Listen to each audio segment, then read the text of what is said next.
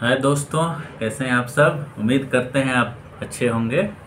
और चलिए आज बात करते हैं एक नए टर्मिनोलॉजीज़ के ऊपर, टर्मिनोलॉजी कंसेप्ट थ्योरी के ऊपर, जिसे मार्क्सिस्ट आइडियोलॉजी में बहुत ही इम्पोर्टेंट माना जाता है।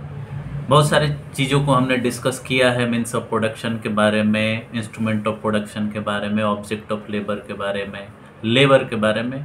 बाकी चीज़ें आप देख सकते हैं प्लेलिस्ट में। आज हम लोग मोड ऑफ प्रोडक्शन के बारे में बात करेंगे। इससे पहले हमने रिलेशंस ऑफ प्रोडक्शन के बारे में बात किया था कि रिलेशन ऑफ प्रोडक्शन या प्रोडक्शन रिलेशन, वो रिलेशन होता है, संबंध होता है जो प्रोडक्शन के दौरान, प्रोडक्शन के प्रक्रिया में निर्मित होते हैं और उसी निर्माण के आधार पर वर्ग बनता है। कौन कौन कौन व्यक्ति किस वर्ग में आता है, किस क्लास में आता है, वो प्रोलिटेरिएट होगा या वह कैपिटलिस्ट होगा, ये इसी पर निर्भर करता है। इस पर हमने डिस्कशन किया था कि रिलेशंस ऑफ प्रोडक्शन कितना इंपॉर्टेंट है, कौन गरीब होगा, कौन अमीर होगा, किसके पास प्रॉफिट जाएगा, किसके पास प्रॉफिट नहीं जाएगा, ये सब रिलेशंस ऑफ प्रोडक्शन से तय होता है। और उसमें ये भी चीजें थी कि इसी रिलेशंस ऑफ प्रोडक्शन में निहित है ownership of means of production, कि ऑनरशिप किसके पास है मीन्स ऑफ प्रोडक्शन का। जिसके पास ऑनरशिप होता है उसी के पास प्रॉफिट जाता है। प्रोडक्शन किसी भी वस्तु के प्रोडक्शन करने के बाद, उसको सेल करने के बाद, उसको बेचने के बाद। और गरीब को ये जो वर्कर होता है या प्रोलेटेरिएट होता है, उसको क्या मिलता है, उसकी मजदूरी मिल जाती है, वेज मिल जाती है, मोनेटरी फॉर्म में, पैसे के फॉर्म में, महीना के फॉर्म में, जो भी आप सैलरी के फॉर्म में कहें। तो ये जो रिलेशंस ऑफ प्रोडक्शन है, एक रिलेशन, एक संबंध बन रहा है उस दौरान, उस प्रोडक्शन प्रोसेस के दौरान। और उस प्रोडक्शन प्रोसेस में जो ये संबंध बनता है उसका एक स्ट्रक्चर होता है। सोशल स्ट्रक्चर होगा, कल्चरल स्ट्रक्चर होगा, पॉलिटिकल स्ट्रक्चर होगा, जिसमें ग्रुप ऑफ पर्सन एक पार्टिकुलर स्ट्रक्चर को रिप्रेजेंट करते हैं। जैसे लेबर क्लास हुआ, वर्किंग क्लास हुआ, या लेबर हुए, वो प्रोलिटेरिएट क्लास कहलाएगा, जिसके पास कुछ नहीं है, सर्वहारा है, उसके पास केवल एक चीज है बेचने के लिए, वो है उसका लेबर पावर। वो उसी को सेल करके अपना अर्निंग करता है, अपना पेट चलाता है, अपने परिवार का पेट चलाता है। और वो रोज रोज वही रिलेशन जो होता है, प्रोडक्शन रिलेशन, वो रिप्रोड्यूस होता है सोसाइटी में। वो नौकर कहलाता है, लेबरर कहलाता है। और वो वर्ग जिसके पास मीन्स ऑफ प्रोडक्शन का ऑनरशिप है, वो क्या कहलाएगा, शासक कहलाएगा, रूलर कहलाएगा, कैपिटलिस्ट कहलाएगा।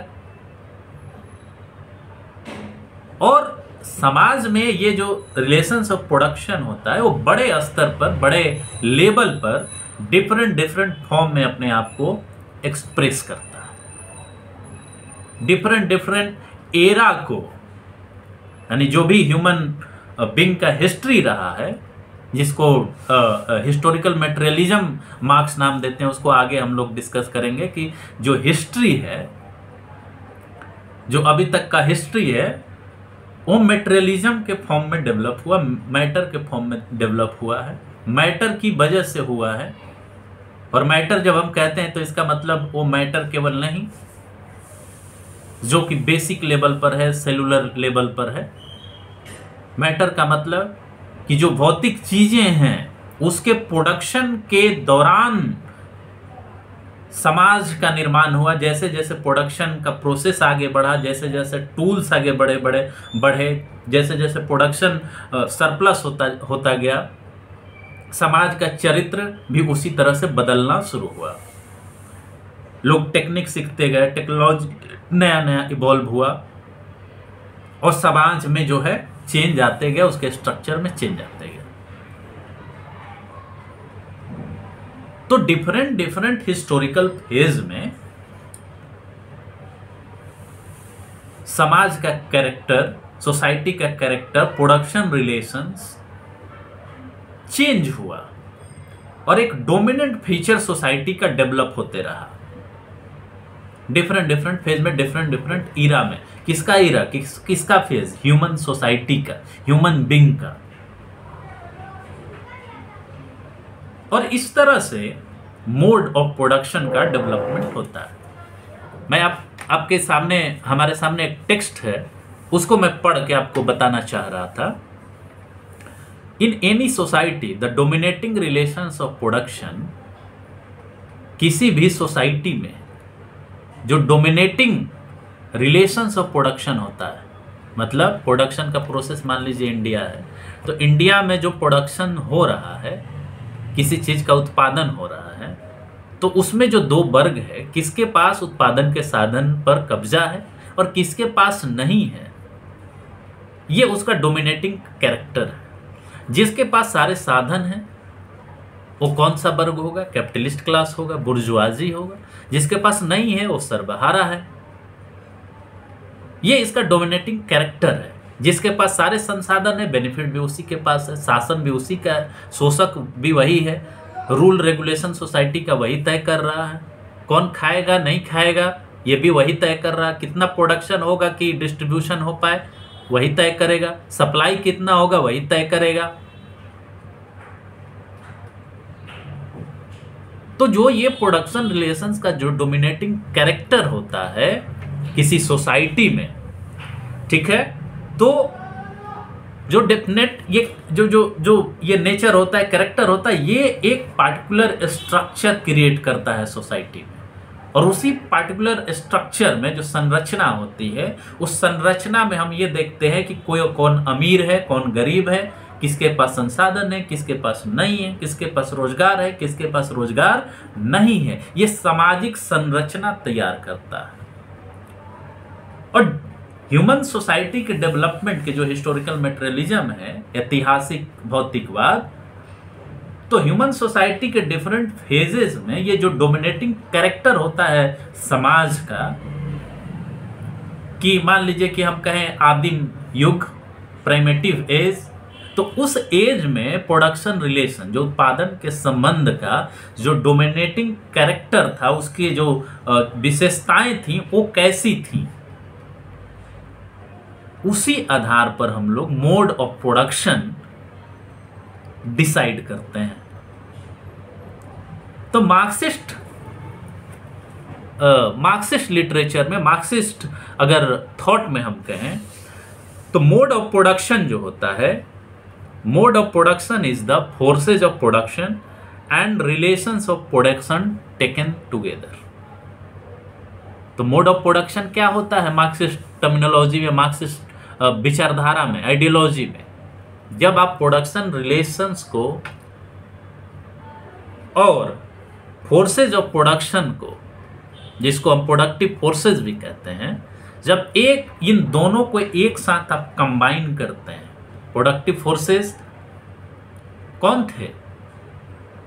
मतलब जब मीन्स ऑफ प्रोडक्शन और प्लस लेबर फोर्स को मिला देंगे आप, लेबर पावर को मिला देंगे, काम करने वाले जो लोग हैं, क्योंकि वो लिविंग बीइंग होते हैं, कॉन्शियस बीइंग होते हैं, जब उनको, क्योंकि वो टेक्नोलॉजी को सीखते हैं, स्किल को बढ़ाते हैं, उनका स्किल इन्हांस होते जाता है, जब उनको और मीन्स ऑफ प्रोडक्शन को आप मिला देते थे तो प्रोडक्टिव फोर्सेज बनते थे। तो प्रोडक्टिव फोर्सेज को जब आप रिलेशंस ऑफ प्रोडक्शन के साथ मिक्स कर देते हैं, उसको कंबाइन कर देते हैं, तब मोड ऑफ प्रोडक्शन बनता है, उत्पादन की पद्धति बनती है। तो आप ये समझिए, इसमें जो समझने वाली बात है कि जो प्रोडक्टिव फोर्सेज हैं और जो रिलेशंस ऑफ प्रोडक्शन है, वो क्यों इंपॉर्टेंट है जानना, ताकि आप उत्पादन पद्धति को समझ पाएं। ये इसलिए जरूरी है कि उत्पादन पद्धति उन दोनों का नतीजा है। कैसे नतीजा है? मीन्स ऑफ प्रोडक्शन में हमने कहा कि मीन्स ऑफ प्रोडक्शन वो होता है जो instrument of labour plus object of labour को बना करके बनता है। मतलब वैसे सारे इंस्ट्रूमेंट्स, वैसे सारी चीज़ें जिससे प्रोडक्शन की जाती हैं, जिसके माध्यम से की जाती हैं, और उसको करता कौन है? लेबर करता है, वर्कर करता है, और उससे उत्पादक शक्तियों का जन्म होता है। और उत्पादन शक्तियां जो होती हैं, उस उत्पादक शक्तियों में जो मजदूर होता है उसके पास कुछ नहीं होता अपने लेबर को सेल करने के अलावा। वो सेल करेगा तब वो मशीन चलाएगा, इंस्ट्रूमेंट का इस्तेमाल करेगा और प्रोडक्शन करेगा, क्योंकि मशीन और इंस्ट्रूमेंट सब किसके हाथ में है? कैपिटलिस्ट के हाथ में है, पूंजीपति के हाथ में। तो वो केवल उससे काम करेगा, काम करके प्रोडक्शन करेगा, प्रोडक्शन करके मजदूरी उसको मिल जाएगी और फिर घर वापस आ जाएगा। ये आए दिन उसका रेगुलर का काम होगा। तो ownership of means of production किसके पास है? कैपिटलिस्ट क्लास के पास है, मालिक के पास है। और यही रिलेशंस ऑफ प्रोडक्शन है कि एक जो व्यक्ति है या व्यक्तियों का समूह है वो शोषित है, उसके पास कुछ नहीं, वो वंचित है, सर्वहारा है। लेकिन एक जो बंदा है जो पूंजीपति, उसके पास सारी चीजें हैं। तो क्या है? ये सोसाइटी के अंदर का रिफ्लेक्शन है, सोसाइटी के स्ट्रक्चर का रिफ्लेक्शन है कि जिसके पास मीन्स ऑफ प्रोडक्शन है वो पूंजीपति है, वो मालिक है, और बाकी जो लोग हैं या बाकी जो काम करने वाला व्यक्ति है वो क्या है? नौकर है। और इसी से ये डोमिनेंट स्ट्रक्चर सोसाइटी का बनता है। ये निश्चित तौर पर आप आलोचना की दृष्टि से ये कह सकते हैं कि यह जो है औद्योगिक समाजों का एक चरित्र है, उसकी एक विशेषता है निश्चित तौर पर। इसको बाद में जब हम अंबेडकर की विचारधारा के साथ जोड़ करके चर्चा करेंगे तब आपको बताएंगे कि इसकी क्या आलोचना है जो अंबेडकर ने की थी, लेकिन अभी नहीं। तो मोड ऑफ प्रोडक्शन क्या है? मोड ऑफ प्रोडक्शन जब आप उत्पादक शक्तियों और उत्पादन के संबंधों को एक साथ मिला करके देखते हैं तो एक समाज में स्ट्रक्चर क्रिएट होता है जो डोमिनेंट स्ट्रक्चर है, उसी को हम उत्पादन की पद्धति कहते हैं। और ये समाज के डिफरेंट डेवलपमेंट के डिफरेंट फेज में बदलते रहता है। और जब ये बदलते रहता है, जैसे प्राइमेटिव एज से जब स्लेव या फ्यूडल सोसाइटी बनी, फ्यूडल सामंतवादी जो व्यवस्था बनी, उस व्यवस्था, एक व्यवस्था से दूसरे व्यवस्था के बदलने के पीरियड को ट्रांजिशन पीरियड कहते हैं, ट्रांजिशन फेज कहते हैं। उस पर कभी हम लोग अलग से चर्चा करेंगे कि ये ट्रांजिशन फेज क्या होता है, कैसे होता है। तो एकदम कंप्लीट डिवीजन नहीं है मैकेनिकल, ये एक क्वालिटेटिव चेंज है, क्वांटिटेटिव चेंज से क्वालिटेटिव चेंज है। मात्रात्मक परिवर्तन से गुणात्मक परिवर्तन जो होता है वही ट्रांजिशनल फेज में होता है। एक सोसाइटी के एक पार्टिकुलर कैरेक्टर से दूसरे सोसाइटी या दूसरे कैरेक्टर के रूप में बदलना जो होता है, ये क्वांटिटेटिव चेंज से क्वालिटेटिव चेंज है। मतलब मात्रात्मक परिवर्तन से गुणात्मक परिवर्तन की तरफ हम बढ़ रहे हैं, जो कि एक प्रोग्रेसिव फेज होता है। और मार्क्स या मार्क्सिस्ट आइडियोलॉजी पूरे हिस्ट्री को 5 मोड्स ऑफ प्रोडक्शन में, उत्पादन की पद्धति में बांटता है। पहला क्या है? Primitive phase, primitive mode of production. उस प्रोडक्शन में, इस फेज में, इस मोड ऑफ प्रोडक्शन में जो प्रोडक्शन रिलेशंस ऑफ प्रोडक्शन थे वो बिल्कुल अलग थे। ठीक है, मीन्स ऑफ प्रोडक्शन भी अलग था। इसको हम लोग एक एक फेज को, एक एक मोड को हम लोग अलग से डिस्कस करेंगे। उसके बाद आता है स्लेवरी। स्लेवरी के समय में भी जो मीन्स ऑफ प्रोडक्शन था और रिलेशंस ऑफ प्रोडक्शन था या प्रोडक्शन रिलेशंस था, उत्पादन के संबंध और उत्पादन के साधन दोनों बदल गए। तीसरा फेज आता है फ्यूडल, सामंती व्यवस्था या सामंती उत्पादन पद्धति। इसमें भी रिलेशंस ऑफ प्रोडक्शन बदल गए और मीन्स ऑफ प्रोडक्शन बदल गया। चौथा फेज जो था या फेज जो है वो सोशलिज्म का है। सोशलिज्म भी जो मोड ऑफ प्रोडक्शन उत्पादन की पद्धति है, उसमें भी मीन्स ऑफ प्रोडक्शन का कैरेक्टर, चरित्र बदल गया और रिलेशंस ऑफ प्रोडक्शन का भी चरित्र बदल गया। सिमिलरली जो 5वां मोड ऑफ प्रोडक्शन है कम्युनिज्म, जो कि मार्क्स या एंगल्स कहते हैं, लेनिन कहते हैं कि वो जो आएगा तो उसमें भी मीन्स ऑफ प्रोडक्शन और रिलेशंस ऑफ प्रोडक्शन बदल जाएगा। ये पांचवा मोड ऑफ प्रोडक्शन। तो मोड ऑफ प्रोडक्शन एक्चुअली 5 हैं। पहला प्राइमिटिव है, आदिम समाज, आदिम काल वाली जो समाज थी। और दूसरा स्लेवरी है, दास व्यवस्था वाली, दास व्यवस्था आधारित उत्पादन पद्धति। फिर सामंती व्यवस्था आधारित उत्पादन पद्धति है। फिर सोशलिज्म, समाजवादी उत्पादन पद्धति है। फिर साम्यवादी उत्पादन पद्धति है। और इसमें सबसे इंपॉर्टेंट चीज है कि ये भौतिकवाद का जो सामाजिक विकास है, भौतिक चीजों का जो सामाजिक विकास है, जैसे जैसे समाज विकसित होता जा रहा है वैसे वैसे उत्पादन के साधन, उत्पादन की प्रक्रिया, उत्पादन के संबंध बदलते जा रहे हैं। ये एक प्रोग्रेसिव जर्नी है।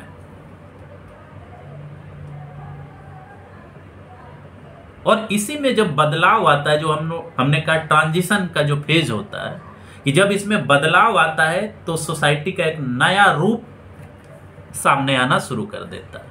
और इसमें सबसे बड़ा रोल होता है प्रोडक्टिव फोर्सेस की, जो टूल्स का इस्तेमाल करते हैं, उससे सीखते हैं, स्किल डेवलप करते हैं। और जैसे जैसे स्किल डेवलप करेंगे उनका कॉन्शियसनेस भी बढ़ेगा, अवेयरनेस भी बढ़ेगा, और वो फिर सोसाइटी में बदलाव चाहेंगे, स्ट्रक्चर में बदलाव चाहेंगे। और इसी फोर्सेस के बदलाव की चाहने की वजह से सोसाइटी के एक रूप से दूसरे रूप में परिवर्तन होता है, जिसको आप मोड ऑफ प्रोडक्शन के रूप में देख रहे हैं। कि पहले क्या था, प्राइमिटिव एज था, फिर धीरे धीरे वो क्या हुआ, स्लेवरी में बदला। क्योंकि प्रोडक्शन और टूल्स दोनों साथ साथ चल रहे हैं। प्रोडक्शन बढ़ रहा है प्रोग्रेसिवली, टूल्स भी अच्छे हो रहे हैं, स्किल सीखा जा रहा है, प्रोडक्टिविटी बढ़ रहा है, अवेयरनेस भी बढ़ रहा है। तब एक सोसाइटी के स्ट्रक्चर से दूसरे सोसाइटी के स्ट्रक्चर में परिवर्तन होता है। एक सोसाइटी, एक तरह के सोशल स्ट्रक्चर से दूसरे सोशल स्ट्रक्चर में हम परिवर्तित हो रहे हैं। तो प्राइमेटिव से हम स्लेवरी की तरफ बढ़े, स्लेवरी से फिर हम फ्यूडल की तरफ बढ़े, फ्यूडल से हम फिर कैपिटलिज्म की तरफ बढ़े, कैपिटलिज्म के बाद सोशलिज्म की तरफ बढ़े, सोशलिज्म के बाद फिर कम्युनिज्म की तरफ। अच्छा सॉरी, एक चीज मैं मिस कर गया था, कैपिटलिज्म का शायद हमने नाम नहीं लिया था ना बीच में, मोड ऑफ प्रोडक्शन। तो फ्यूडलिज्म के बाद जो है कैपिटलिज्म आया, कैपिटलिज्म के बाद सोशलिज्म आएगा, और सोशलिज्म के बाद कम्युनिज्म। तो आप करेक्शन कर लीजिएगा, गलती से वो मिस हो गया। तो ये आप कहें तो ये 1 2 3 4 5 मोड ऑफ प्रोडक्शन है। और इनको अलग अलग करके हम लोग समझेंगे आराम से, इत्मीनान से, ये कौन कौन है, क्यों ये अहम है समझने के लिए। और ये भी कहा जाता है मार्क्सिस्ट लिटरेचर में, मार्क्स कहते हैं, लेनिन कहते हैं, एंगल्स कहते हैं कि ये फ्यूडलिज्म है जहां से क्लास का फॉर्मेशन होना शुरू हुआ, शोषण का फॉर्मेशन होना शुरू हुआ। शोषण यहीं से शुरू होता है। व्यक्ति का व्यक्तियों के द्वारा शोषण जो होता है, वो जो दूसरा फेज है स्लेवरी का, वहां से शुरू होता है। अगर हमने फ्यूडलिज्म बोला होगा तो यहां करेक्शन कर लीजिएगा, स्लेवरी होगा। कि स्लेवरी से जो होता है, जो स्लेवरी वाला मोड ऑफ प्रोडक्शन था, उत्पादन पद्धति थी, वहां से व्यक्ति का व्यक्तियों के द्वारा शोषण शुरू होता है। तो इन सारे मोड ऑफ प्रोडक्शन को समझना हमारे लिए बहुत ही क्रिटिकल है।